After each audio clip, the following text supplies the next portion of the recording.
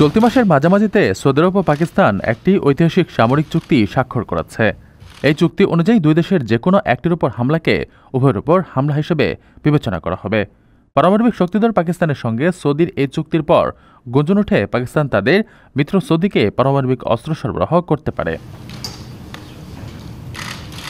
তবে পাকিস্তানের প্রতিরক্ষামন্ত্রী খাজা আসিফ এই গুঞ্জন সরাসরি নাকচ করেছেন। তিনি বলেন, সামরিক চুক্তি অনুযায়ী সৌদির কাছে তারা কোনো পারমাণবিক অস্ত্র বিক্রি করছে না। তিনি আরও জানান, চুক্তিটি ইসরায়েলের সাম্প্রতিক হামলার প্রতিক্রিয়াও নয়, বরং দীর্ঘ আলোচনার ফল। খাজা আসিফ সৌদির সঙ্গে পাকিস্তানের দীর্ঘদিনের সামরিক সহযোগিতার ইতিহাস উল্লেখ করে বলেন, বহু বছর ধরে পাকিস্তানি সেনারা সৌদিতে দায়িত্ব পালন করছে। পারমাণবিক অস্ত্রের বিস্তারিত নিয়ে তিনি কোনো মন্তব্য করতে রাজি হননি, তবে জানান এটি একটি সামরিক চুক্তি এবং এ ধরনের চুক্তির সব তথ্য সাধারণত প্রকাশ করা হয় না।